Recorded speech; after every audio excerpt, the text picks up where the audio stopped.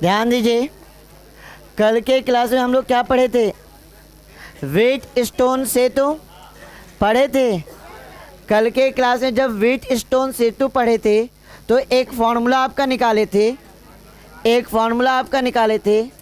वो फॉर्मूला आपका क्या था? वो फॉर्मूला था R1 अपॉन में R2 इज इक्वल टू क्या था?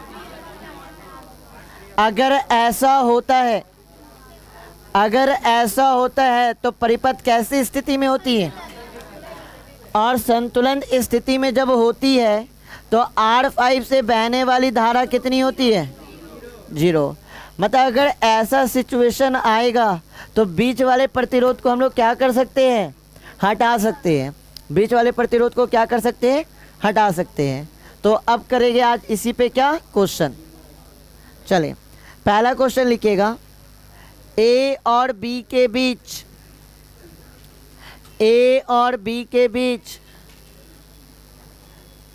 तुल्य प्रतिरोध ज्ञात करें। ए और बी के बीच तुल्य प्रतिरोध ज्ञात करें। ए और बी के बीच तुल्य प्रतिरोध ज्ञात करें।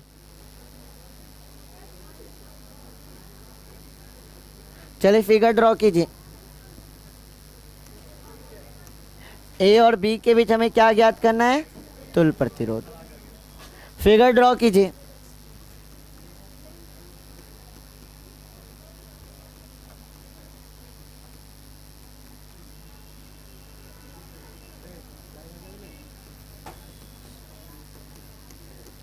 ए और बी के बीच तुल्य प्रतिरोध ज्ञात करें। अब यहाँ पे कौन सा हमें लॉजिक यूज़ करना है? वेट स्टोन सेतु का कल के क्लास में जो सीखे ना उसका यूज़ करेंगे। ए और बी के बीच तुल्य प्रतिरोध ज्ञात करें।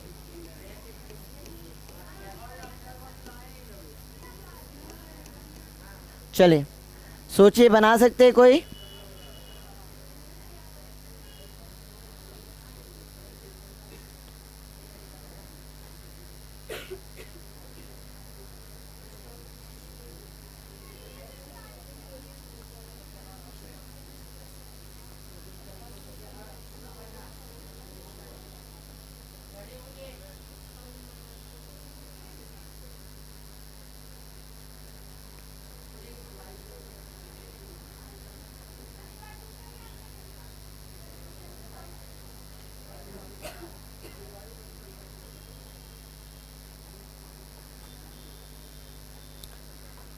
ध्यान दीजिए, अब अगर ऐसा कहीं आपको फिगर दे रहा है कॉम्प्लेक्स सा, तो सबसे पहले हमें पता ही नहीं चल रहा है कि ये सीरीज़ में या आपका समांतर क्रम में या श्रेणी क्रम में। अगर हम देखा जाए ये दोनों को अगर श्रेणी क्रम में देखना चाहे, अगर ये दोनों को क्या में देखना चाहे तो बीच से क्या बढ़ गया? रास्ता। मतलब ये दोनों श्रेणी क्रम में डायरेक्ट है नहीं। समांतर क्रम में देखा जाए तो अगर ये दोनों को समांतर क्रम में देखें तो इसको क्या मिलेंगे? तो ऐसे क्वेश्चन को हम लोग किसके लॉजिक से यूज़ करते हैं? वेट स्टोन सेतु वाले लॉजिक से। वेट स्टोन सेतु में हमें चेक करना है क्या आपका R1 अपॉन में R2 is equal to R3 upon में R4 है क्या? चेक करके बताइए ज़रा। ये हमारा क्या हो जाएगा? R1, ये हमारा क्या हो जाएगा? R2, ये क्या हो जाएगा? R3, ये क्या हो जाएगा? R4, और बीच वाला क्या होगा? R5। क्लियर है? चेक करते हैं R1 की वैल्यू क्या है, R2 की वैल्यू क्या है 1, R3 की वैल्यू क्या है 4, R4 की वैल्यू क्या है, काटिए 2 एकम 2, 2 दूनी 4, तो दोनों साइड बराबर आ गया 2/1 इधर भी है 2/1, मतलब ये कैसी स्थिति में है, हमारा परिपथ कैसी स्थिति में है, संतुलन। अगर संतुलन स्थिति में है, अगर संतुलन स्थिति में है तो बीच वाले को क्या कर सकते हैं, हटा सकते हैं, क्योंकि बीच वाले से धारा कितना प्रवाहित हो रही थी 0, तो बीच वाले से क्या हो गया, हटा दिए। अब ये तो समझ में आ रहा है ना कि अब ये क्या में है, ऊपर वाला दोनों क्या में, नीचे वाला दोनों क्या में, तो श्रेणी क्रम का फॉर्मूला क्या होगा R1 प्लस R3, तो ये कितना हो जाएगा 4 और 2। फिगर अब कैसा बनेगा, ऐसा बनेगा, इन दोनों के संयोजन से कितना ओम?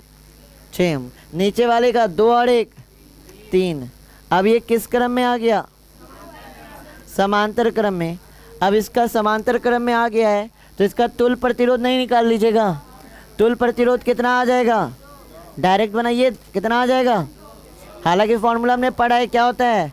R1 इंटू अपॉन में R1 प्लस होता है ना ये फॉर्मूला। तो R1 की जगह क्या है? R2 की जगह क्या है? और कितना हो जाएगा? 9 होगा। 3 से 3 9, 3 बार में 3 से 6, 2 बार में, तो R इक्विवेलेंट कितना आ गया? क्लियर है? पहला क्वेश्चन क्लियर है? चलिए नोट डाउन कीजिए। कल का क्लास जो करके आए हैं उनको तो आज बहुत कुछ सीखने को नया मिलेगा जब हम क्वेश्चन कराएंगे तब, क्योंकि बहुत ही अच्छा अच्छा क्वेश्चन है आज की क्लास में।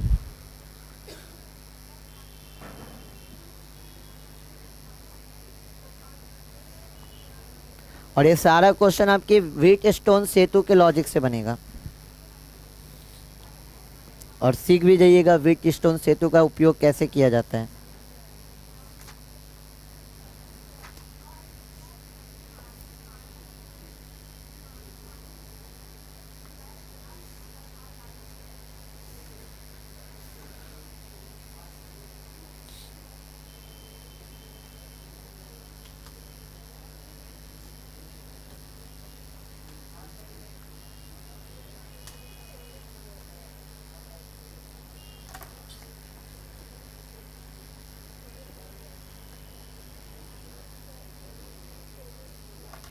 हो गया?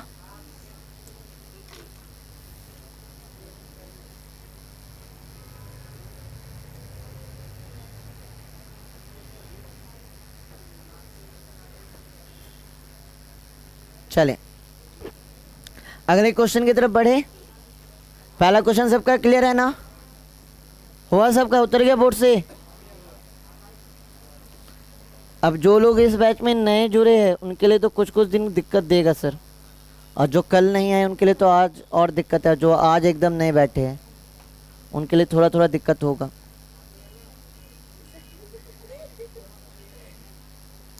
बढ़े आगे?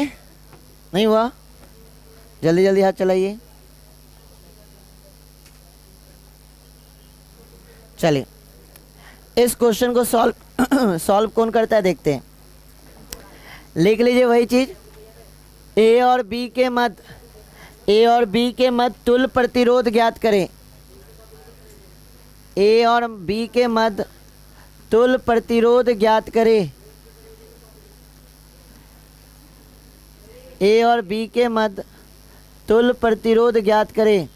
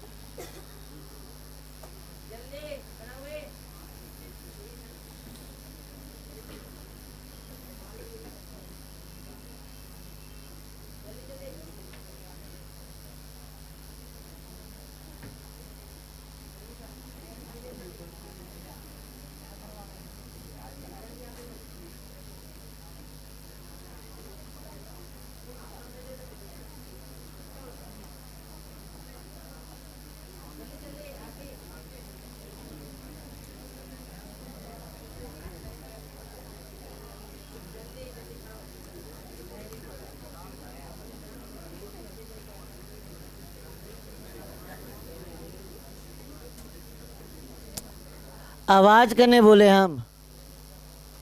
क्वेश्चन नोट किए? हो गया क्वेश्चन नोट? अभी तो मेरा कंप्लीट भी नहीं हुआ। आके होके के झूठ मूठ का।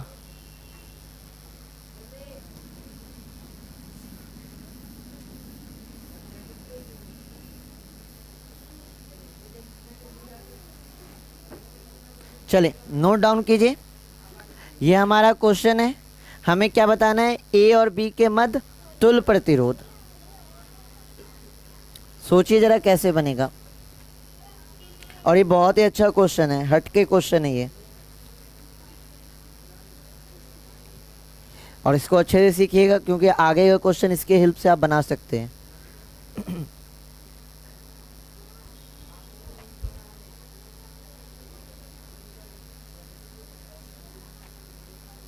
ज्ञात क्या करना है? ज्ञात हमें क्या करना है?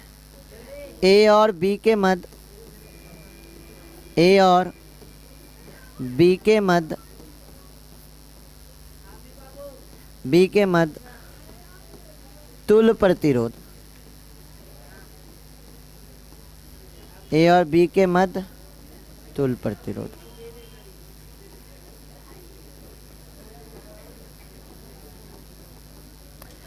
चलिए हो गया, क्वेश्चन नोट डाउन हो गया? आया कि नहीं का कुछ क्या? चले ध्यान दीजिएगा इधर। अब चलिए यहाँ पे फोकस हो गए सारे बच्चे। सीधे तार का लॉजिक याद है? सीधे तार वाला लॉजिक याद है? यहाँ पे ए बिंदु है, यहाँ पे ए है ना। चले ध्यान दीजिएगा, ए है, सीधे तार से जुड़ा है तो ये भी बिंदु क्या होगा? ए होगा ना। अब ये भी बिंदु क्या ए होगा? ए होगा क्या? क्यों नहीं होगा? क्योंकि बीच में प्रतिरोध है। अगर सीधी तार से जुड़ा होता तब ना ए होता, लेकिन बीच में क्या आ गया? प्रतिरोध, तो ये बिंदु ए नहीं होगा। यहाँ ध्यान दीजिए, ये बिंदु क्या है? सीधे तार से जुड़ा हुआ है यहाँ पे, तो ये भी बिंदु क्या हो जाएगा? क्या अब ये भी बिंदु बी होगा? नहीं होगा। क्यों नहीं होगा? क्योंकि बीच में क्या है? प्रतिरोध। यही अगर प्रतिरोध नहीं होता और सीधा तार होता तो ये बिंदु भी क्या हो जाता? बी हो जाता। क्लियर है? मतलब ये दोनों बिंदु अलग अलग है तो अलग अलग मान लेते। एक को मान लेते सी और दूसरे को क्या मान लेते? डी। एक को मान लेते सी और दूसरे को क्या मान लेते? डी। चलिए ध्यान दीजिएगा, तो हमारे पास बिंदु है, हमारे पास कितने बिंदु है? 4। एक बिंदु है ए, दूसरा बिंदु क्या है? बी, तीसरा बिंदु क्या है? सी, और चौथा बिंदु क्या है? यही 4 बिंदु है ना। चलिए ध्यान देते हैं, ध्यान दीजिएगा, यहाँ ध्यान दीजिए। ये वाला जो प्रतिरोध है किसके बीच है? ए और डी के बीच। ये वाला प्रतिरोध किसके बीच है? ए और डी, यहाँ पे है ना। चलिए इनके बीच लगाते हैं। कोई डाउट? चलिए इसको देखिए, ये किसके बीच? सी और डी, सी और डी, ठीक है, यहाँ पे है। चलिए ये देखते पहले, ये किसके बीच है? ये है आपका बी डी के बीच। बी डी कहाँ है? यहाँ है।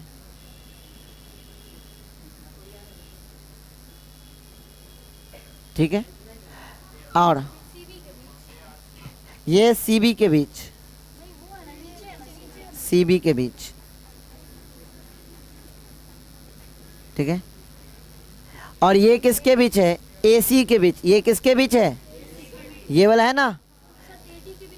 एक मिनट पहले रुक जाइए ना, ए सी के बीच है ना, ठीक है। और एक कौन है? सी डी के बीच। एक है आपका क्या? सी डी के बीच, है कि नहीं? और कितने वोल्ट के बैटरी से जुड़ा हुआ है? अब यहाँ पे क्या लगाएंगे? व्हीट स्टोन सेतु वाला लॉजिक। व्हीट स्टोन सेतु का लॉजिक क्या कहता है? हमें चेक करना है R1 अपॉन में अगर R2 और बराबर होना चाहिए R3 अपॉन में R4, तो बीच वाले प्रतिरोध को क्या कर सकते हैं? हटा सकते हैं। बीच वाले प्रतिरोध को क्या कर सकते हैं?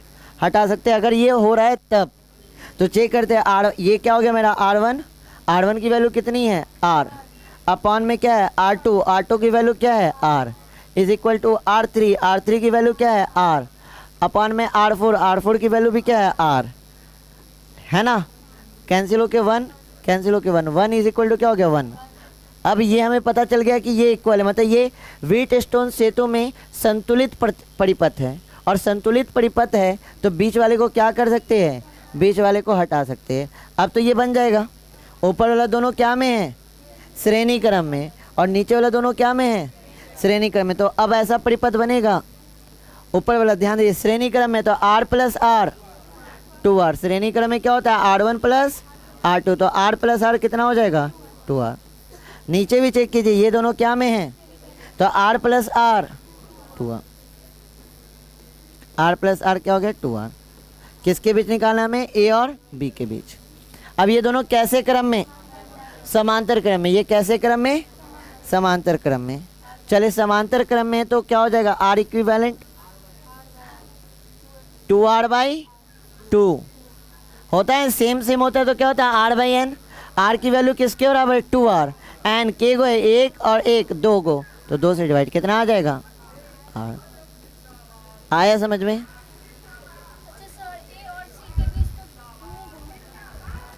ए और सी के बीच कहाँ 2 गो है, ए और डी, ए और सी के बीच ये है, और कहाँ ए और सी के बीच, ये तो सी और डी के बीच है। ऐसे कैसे देखिएगा, यहाँ पे बिंदु है तो कैसे देखिएगा आप, यहाँ पे तो डी दूसरा बिंदु है ना, तो कैसे आप देखिएगा। नोट कीजिए, आया नहीं ये क्वेश्चन समझ में।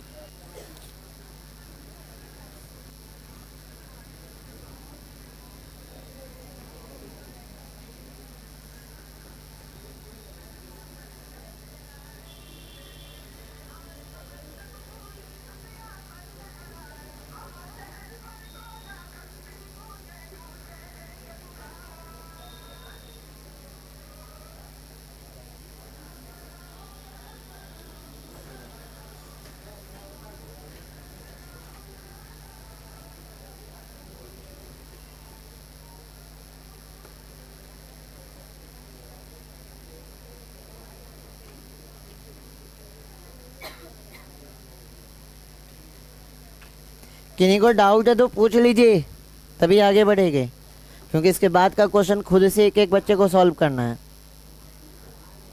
अगर यहाँ पे किन्हीं को दिक्कत हो रहा है तो पूछ लीजिए, एक बार फिर से बता के आगे बढ़ेंगे, और नहीं है तो नोट कीजिए।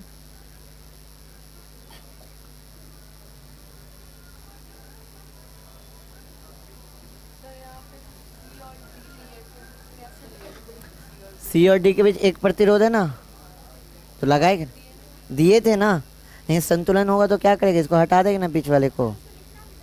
हाँ आप लोग लिखिएगा फिर हटाइएगा।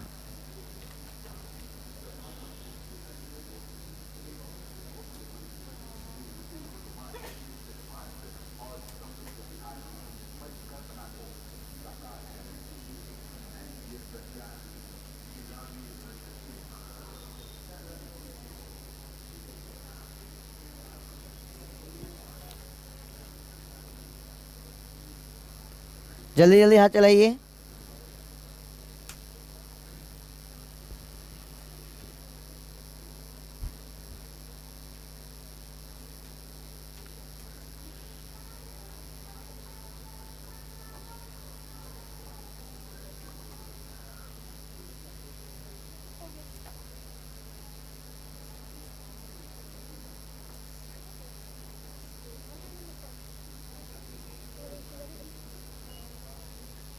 हो गया। अगले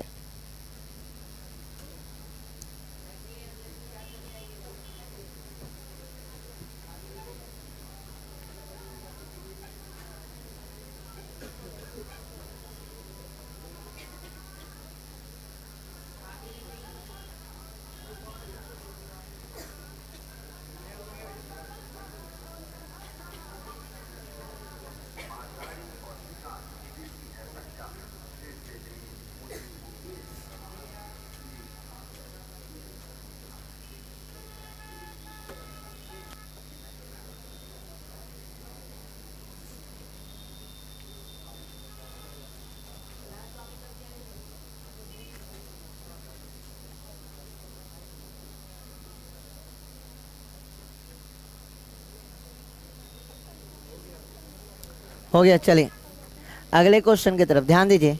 इस क्वेश्चन को सारे बच्चे खुद से करेंगे। लिखिएगा m और n के मध्य, m और n के मध्य, m और n के मध्य तुल तुल प्रतिरोध ज्ञात करें। तुल प्रतिरोध ज्ञात करें।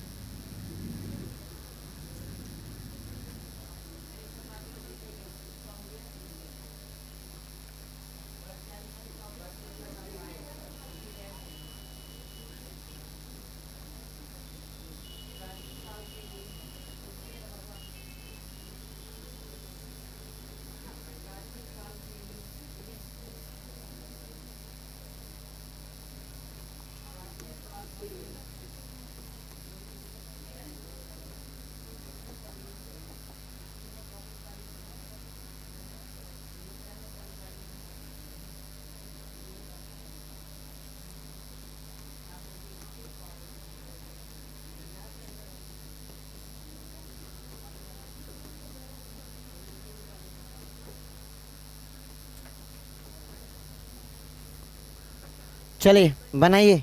आया आंसर कितना?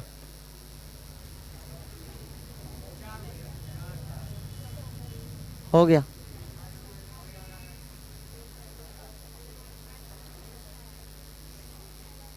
नहीं होगा? आ गया? ये तो पूरा अब कॉन्सेप्ट ही आप समझ चुके हैं, और कॉन्सेप्ट जब समझ जाते तो पेन चलाने का ज़रूरत नहीं पड़ता, ये तो मुजवानी बन जाएगा। नहीं समझे? कितना हो जाएगा? सेम टाइप का क्वेश्चन किए ना, सब तरफ क्या था? आर आर आर था, बीच में भी क्या था? आर था ना। ये बैलेंस सिचुएशन में चेक किए थे, आर हट गया था, आर हट गया था ना, तो आपका आर इक्विवेलेंट कितना आया था? आर के बराबर। यहाँ पे चेक करेंगे तो सेम चीज़ हो जाएगा। पहले चेक कीजिए, आर वन अपॉन में आर टू बराबर आर थ्री अपॉन में आर फोर। क्या ये बैलेंस है? बैलेंस सिचुएशन में है, तो आर वन की वैल्यू भी 4 है, आर टू की वैल्यू भी 4 है, आर थ्री भी 4 और आर फोर भी 4। 1 1 1 बराबर 1, मतलब ये बराबर है। तो कैसी स्थिति में? और संतुलन स्थिति में तो बीच वाले को क्या कर देंगे? बीच वाले को हटा देंगे, बीच वाले को हटा देंगे। अब ये क्या हो जाएगा? ऊपर दोनों क्या में? ऊपर दोनों क्या में? श्रेणी क्रम में। 4 + 4 8। नीचे दोनों क्या में? श्रेणी क्रम में, तो 4 + 4 8। अब दोनों किस क्रम में? समांतर क्रम में। दोनों किस क्रम में? तो आर इक्विवेलेंट का फॉर्मूला क्या पढ़े थे? आर अपॉन में एन पढ़े थे। अगर सेम सेम हो तो आर अपॉन में एन पढ़े थे। आर की वैल्यू क्या है? 8, और एन की वैल्यू क्या है? आ गया ना? अब तो ऐसा क्वेश्चन देखेंगे डायरेक्ट आंसर आ जाएगा, पेन चलाने की भी जरूरत नहीं होगा। अगर एमसीक्यू में आ जाए तो क्या पेन चलाने का जरूरत होगा? सब अगर सेम है, सब अगर सेम, अगर 5 5 5 5 5 ओम रहता तो आंसर क्या हो जाता? 5 ओम हो जाता। डायरेक्ट करेंगे। एमसीक्यू में तो अब तो पेन चलाने का जरूरत नहीं पड़ेगा, समझ रहेगा। बस लॉजिक याद रखना है, ध्यान में रखना है। चलिए आगे बढ़े। आ रहा है ना समझे सबको? चलिए आगे बढ़ते हैं। हो गया? अगले स्लाइड पे इस क्वेश्चन को बनाना है। देखते हैं इस क्वेश्चन को कौन कौन बनाते हैं।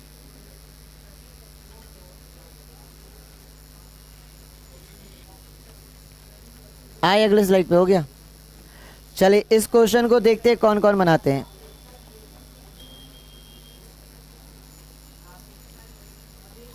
क्वेश्चन लिख लीजिए वही, एम और एन के मध्य तुल्य प्रतिरोध ज्ञात करें।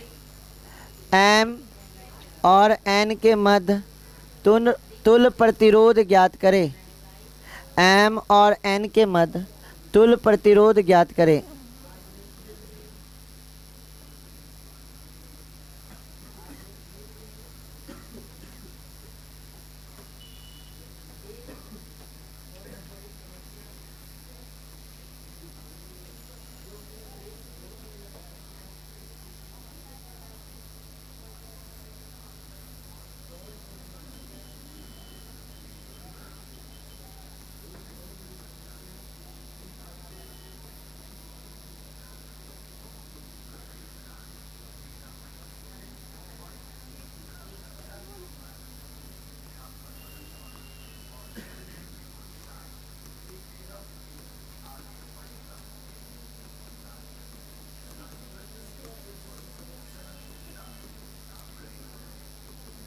क्या होगा आंसर? सोच लीजिए क्या होगा? 18 होगा पक्का? देख लिए।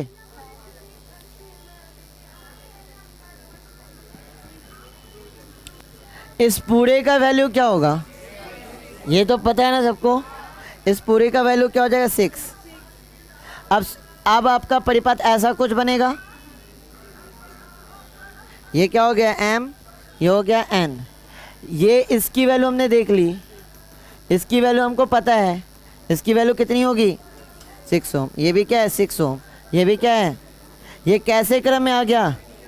श्रेणी क्रम में। आर इक्विवेलेंट क्या होता है? एन इंटू आर होता है। अगर सेम हो तो एन इंटू आर होता है। एन की वैल्यू 1 2 3 और आर की वैल्यू क्या है? 6। 6 तिया 18 ओम। आया समझ में? कोई दिक्कत? इसकी वैल्यू डायरेक्ट रखे, कोई दिक्कत? ये तो समझ गए, इसकी वैल्यू 6 होगी। नोट कीजिए, आगे बढ़ेंगे।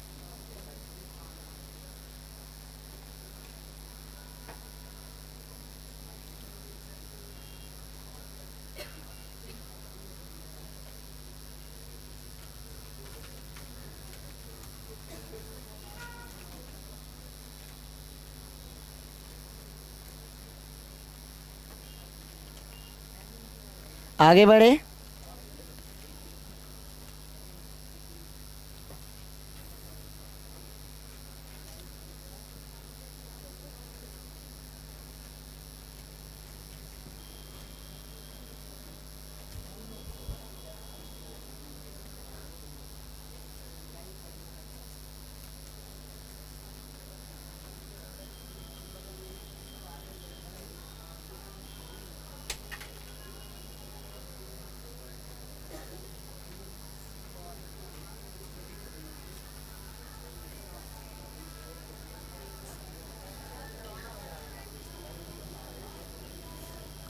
आगे बढ़े, चले फिर से क्वेश्चन लिखिए।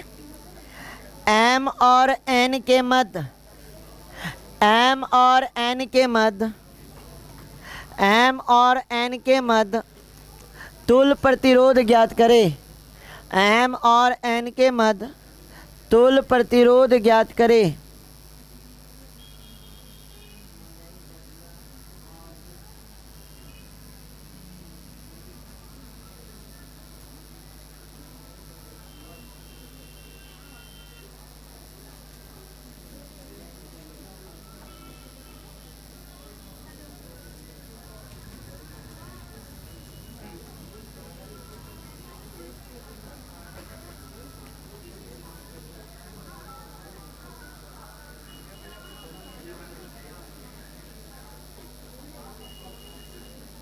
क्वेश्चन वापस से वही है, m और n के मध्य क्या ज्ञात करना है?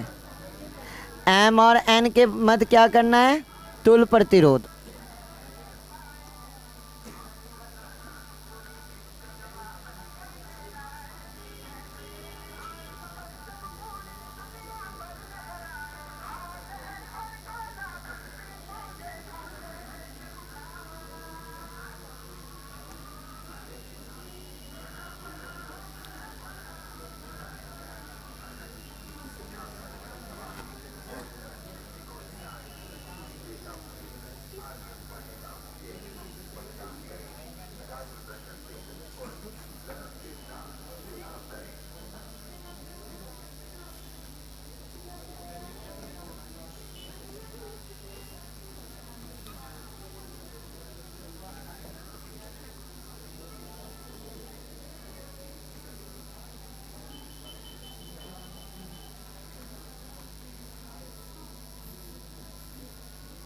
चलिए बताइए इनसे फटाफट।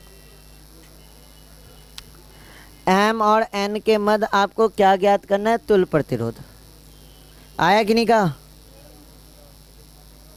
पेन चला रहे हैं तब लेट लगेगा। हाँ, क्वेश्चन लिखने के लिए पेन चला सकते हैं, सॉल्यूशन के लिए पेन मत चलाइए, उसके लिए दिमाग चलाइए बस। मन में कैलकुलेशन होगा, सिर्फ पेन नहीं उठेगा।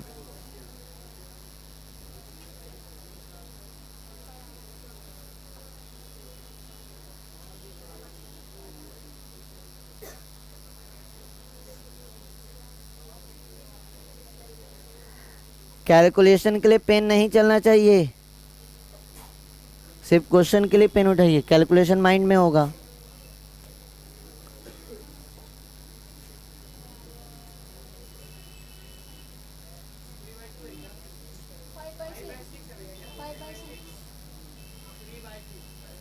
देख लीजिए, हम फिर बताएंगे, देख लीजिए अपना अपना। हाँ,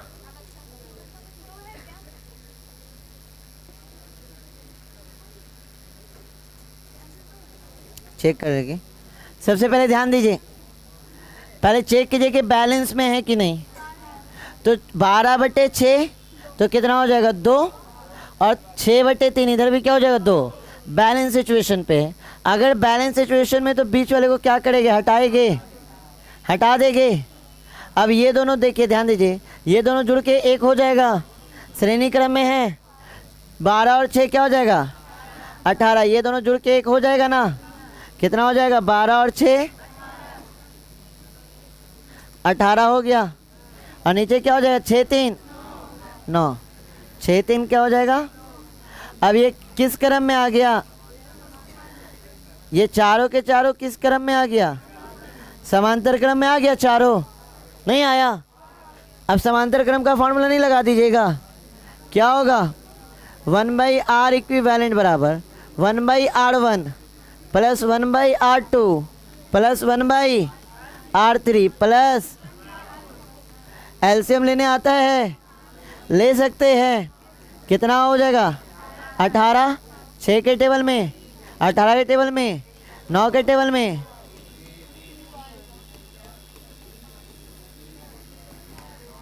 3 2 5 1 6 3, 1/, क्या हो जाएगा 2, क्रॉस मल्टीप्लिकेशन करे तो आर इक्विवेलेंट क्या हो जाएगा 2, 2 2 किन का, 2 किसका था, समझे कि दिक्कत।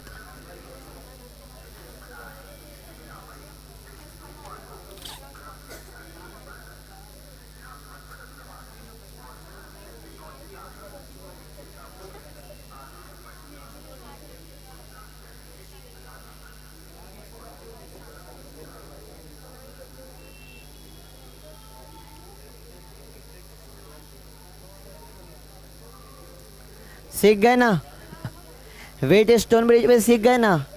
और क्वेश्चन करेगी थ्योरी पे आए, और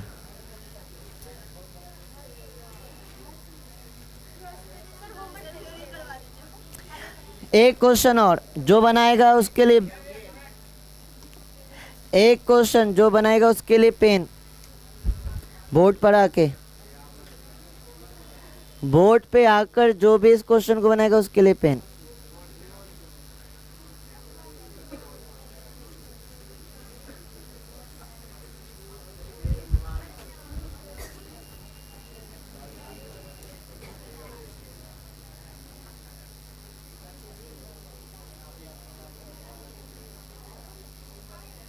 हो गया, जल्दी कीजिए।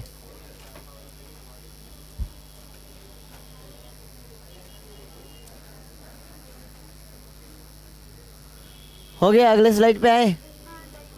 चले, इस क्वेश्चन को जो भी बच्चे बनाएंगे उनके लिए पेन, और क्वेश्चन आपका सेम लॉजिक पे जो अभी तक सीख रहे हैं।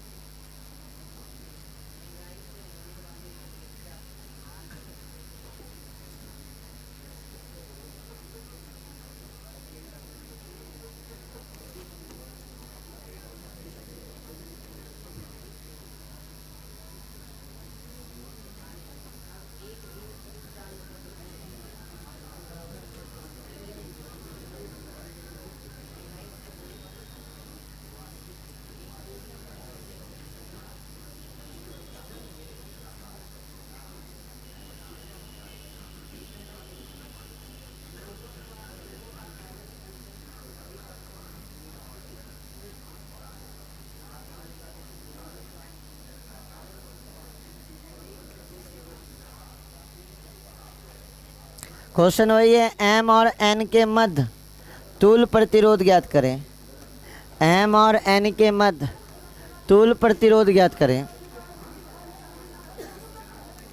एम और एन के मध्य तुल्य प्रतिरोध ज्ञात करें।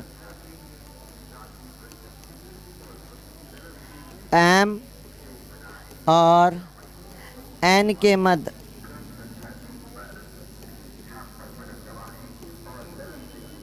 तुल्य प्रतिरोध ज्ञात करें। तुल्य प्रतिरोध ज्ञात करें।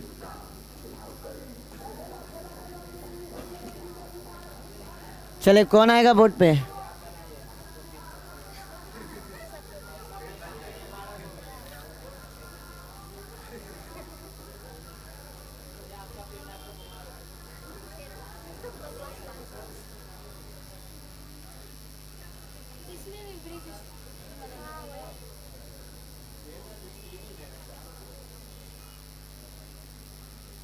क्या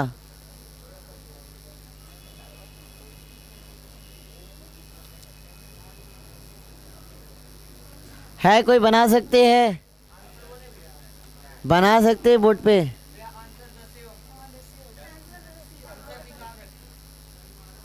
गलत है आपका आंसर। 10 ओम आपका आंसर गलत है। जल्दी बताइए कौन आएगा बोर्ड पे? कोई नहीं? कोई नहीं?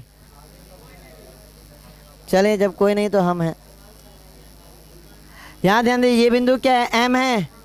अगर सीधे तार से जुड़ा होता, अगर सीधे तार से जुड़ा होता तो ये भी क्या होता है? एम होता। क्या सीधे तार से जुड़ा है? नहीं। मतलब ये कोई दूसरा बिंदु होगा, इसको मान लेते ए। ये बिंदु क्या है? एन। अगर सीधे तार से जुड़ा होता तो ये भी क्या होता है? एन। नहीं, सीधे तार से तो जुड़ा नहीं, इसका इसको क्या मान लिए? ए। अब यहाँ पे एम सीधे तार से जुड़ा हुआ है? नहीं, इसको क्या मान लेंगे? बी। और कोई बिंदु है? नहीं। चलिए, हमारे पास कितने बिंदु है? 4 है। हमारे पास कितने बिंदु है? 4। कौन कौन सी बिंदु है सर? एक है एम, दूसरा क्या है आपका? एन, तीसरा आपका क्या है?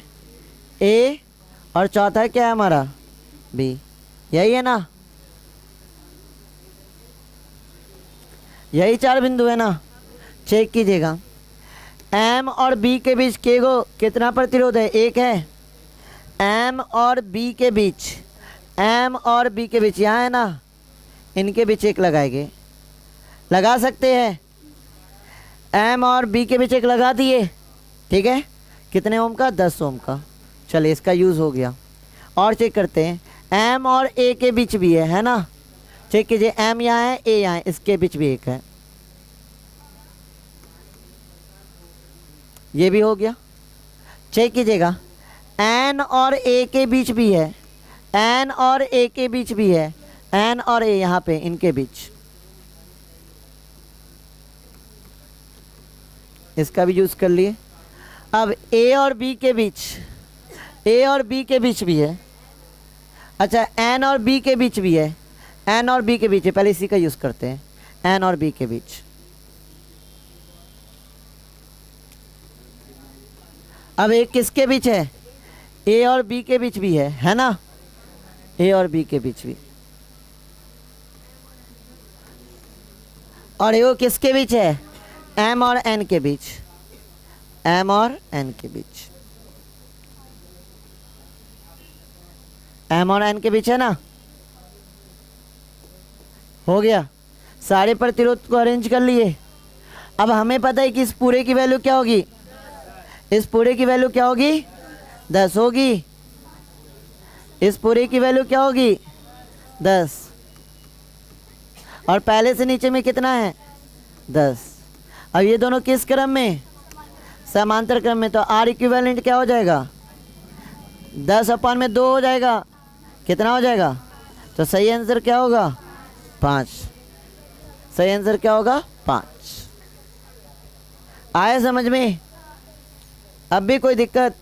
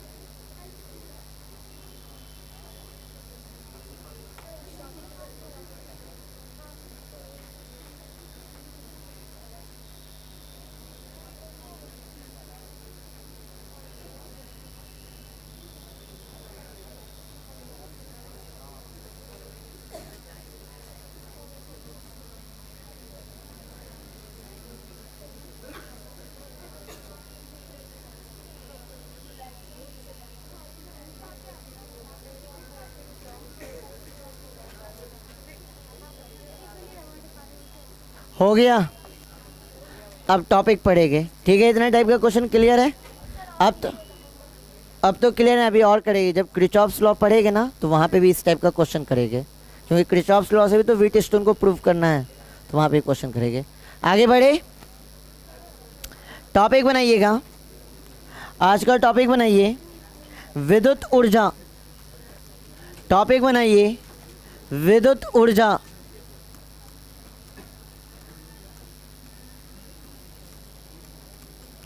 विद्युत ऊर्जा, इलेक्ट्रिक एनर्जी।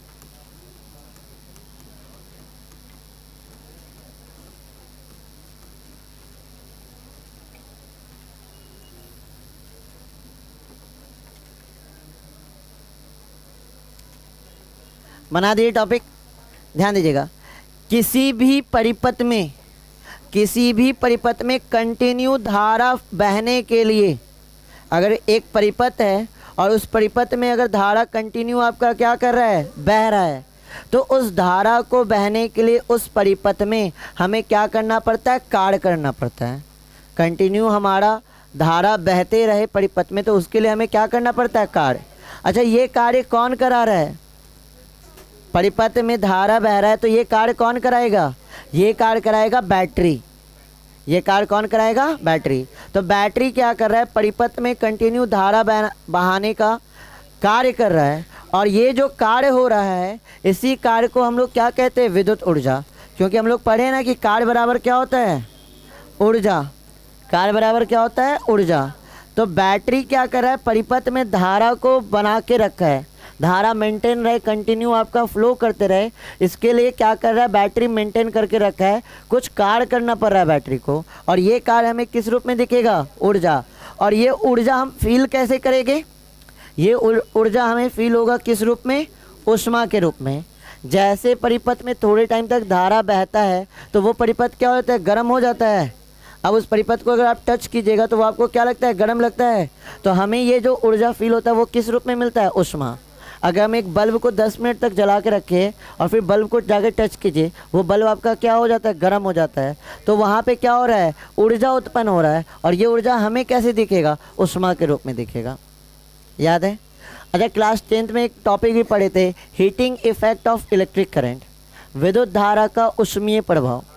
याद आया कि जहाँ कहीं भी विद्युत धारा प्रवाहित हो रहा है वहाँ पे आपका ऊष्मा बनेगा। कोई भी चीज़, इवन आप मोबाइल लंबे टाइम तक चलाइए, उसमें भी तो विद्युत धारा बह रहा है, तो थोड़े टाइम के बाद वो क्या होने लगता है, गर्म होने लगता है। तो ऊष्मा का प्रभाव हमें देखने को मिलता है। तो डेफिनेशन करेंगे, डेफिनेशन कीजिए सारे बच्चे, डैश दे के लिखिएगा।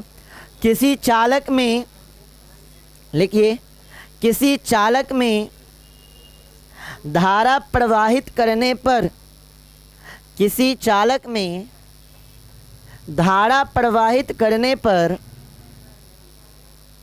धारा प्रवाहित करने पर जो ऊष्मा उत्पन्न होती है, जो ऊष्मा उत्पन्न होती है, जो ऊष्मा उत्पन्न होती है, वह बैटरी द्वारा, वह बैटरी द्वारा,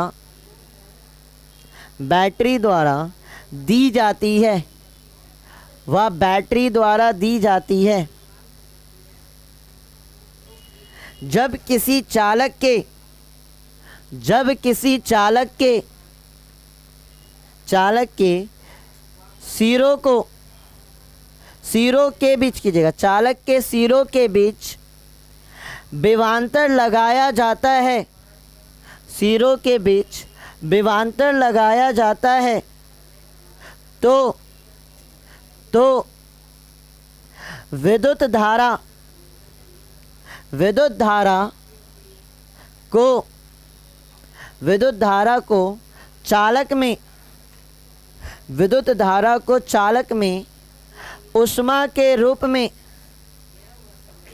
विद्युत धारा को चालक में ऊष्मा के रूप में प्रकट होता है, ऊष्मा के रूप में प्रकट होता है। पैराग्राफ चेंज, प्रकट होता है, पैराग्राफ चेंज। माना आर प्रतिरोध वाले, माना आर प्रतिरोध वाले एक चालक AB, एक चालक AB, एक चालक AB के AB के सिरों के AB के सिरों के माना R प्रतिरोध वाले एक चालक AB के सिरों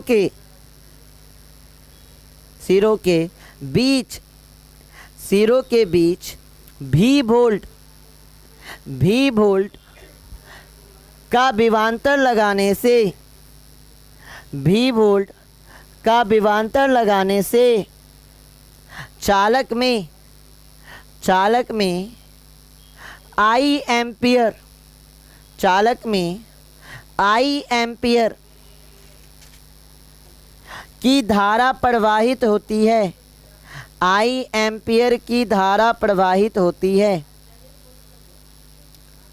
I एम्पियर की धारा प्रवाहित होती है। तब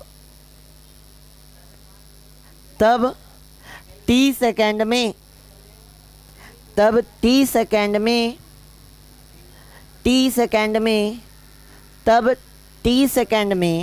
चालक में होकर प्रवाहित होने वाला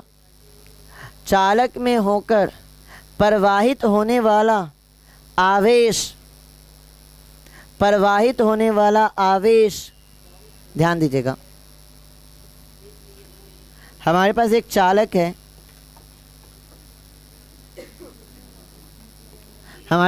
चालक है, कौन? AB। हमारे पास एक चालक कौन है? AB। और इस चालक का प्रतिरोध कितना है? R। इस चालक का प्रतिरोध कितना है? R। इस चालक के सिरों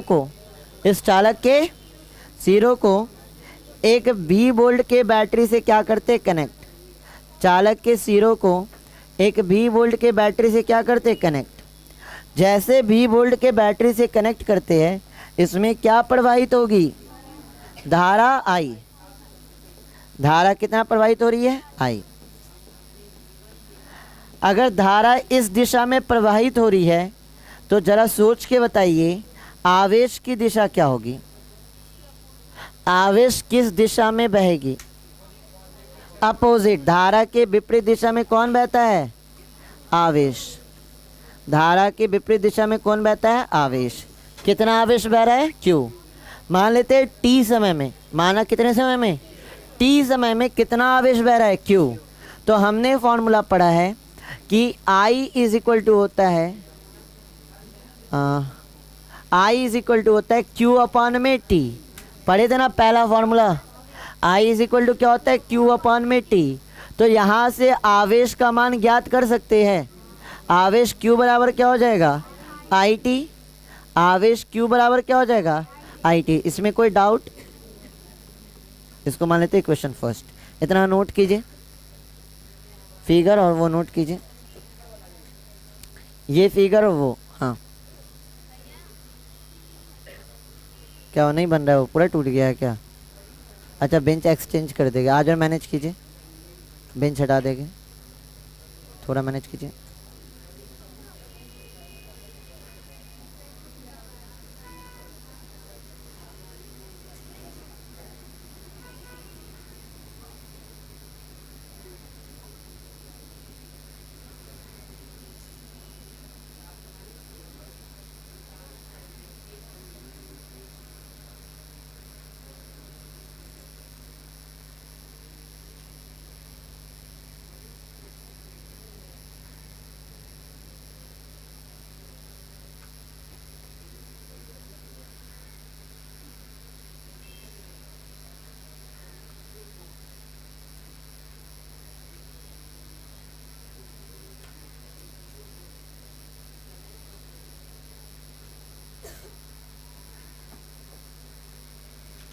हो गया? लिखिएगा।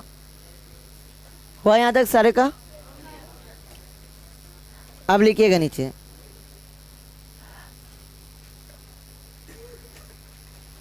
बोले लिखिएगा। अब विभवांतर की परिभाषा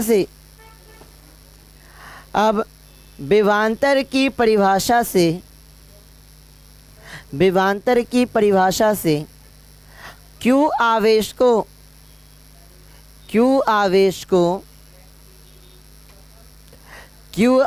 को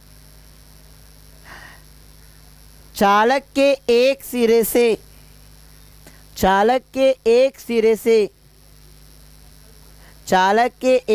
से दूसरे सिरे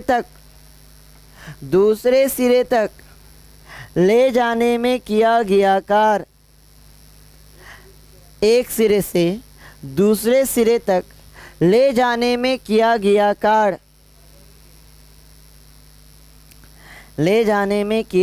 कार्य,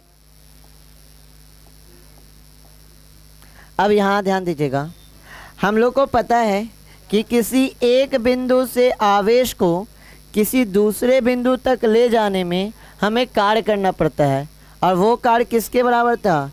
W is equal to V into Q था। W इज इक्वल टू क्या था? V इंटू क्यू। ये कहाँ से निकाले फॉर्मूला? विभव बल से। V इज इक्वल टू था ना W अपॉन में Q, तो यहाँ से W इज इक्वल टू क्या हो जाएगा? वी क्यू हो जाएगा ना। अब समीकरण एक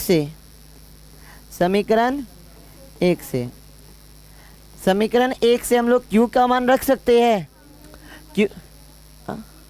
Q की वैल्यू क्या है? IT है, तो W इज इक्वल टू क्या हो जाएगा? VIT। W is equal to क्या हो जाएगा? VIT।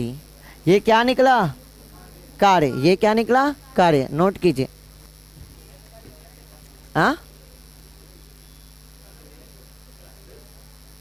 जब बताते तो आँख बंद करके वहाँ बैठते हैं क्या?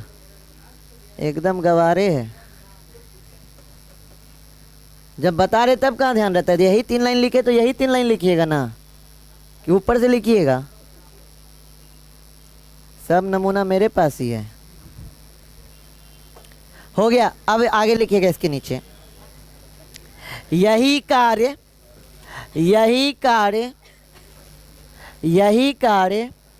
विद्युत परिपथ में ऊर्जा के बराबर होता है। यही कार्य विद्युत परिपथ में ऊर्जा के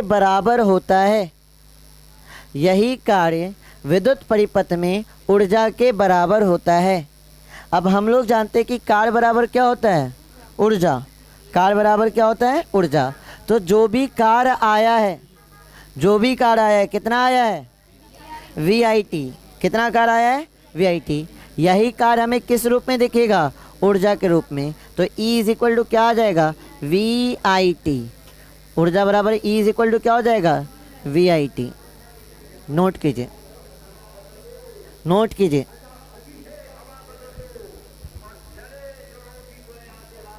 हो गया? चले ध्यान दीजिएगा।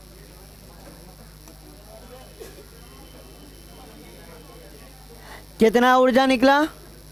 ऊर्जा कितना आया? E is equal to VIT। ऊर्जा E इज इक्वल टू क्या आया? VIT। अच्छा, ये ऊर्जा में किस रूप में दिख रहा है? ये ऊर्जा में दिख रहा है ऊष्मा के रूप में। किस रूप में?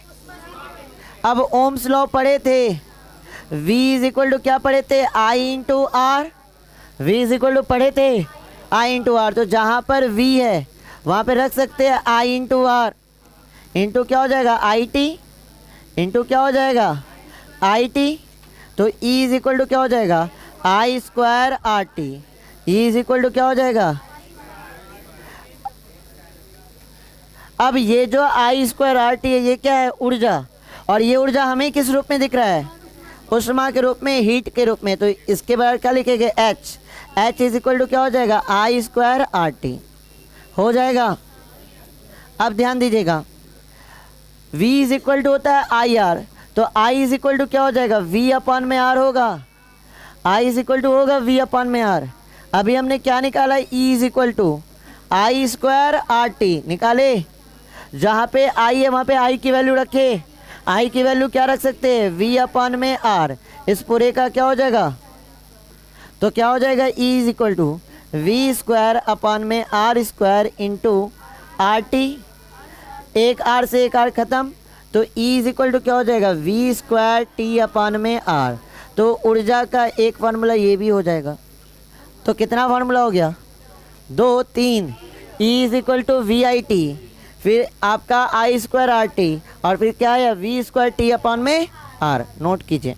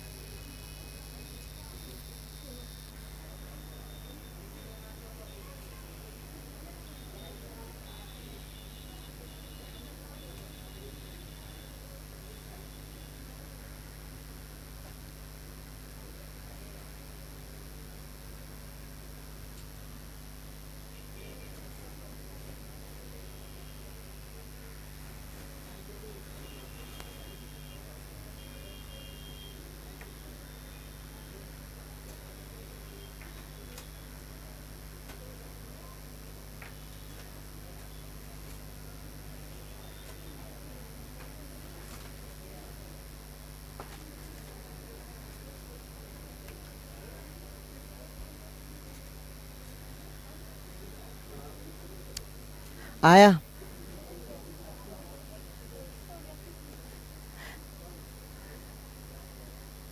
लिखिएगा, नीचे पॉइंट बना के लिखिए।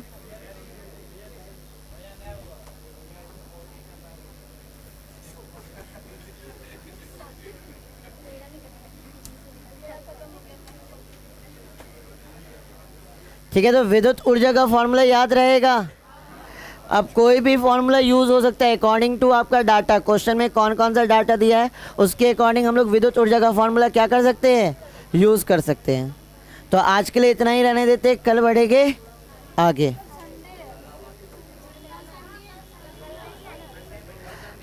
टेस्ट का तैयारी कर लिए? हाँ, यहाँ तक।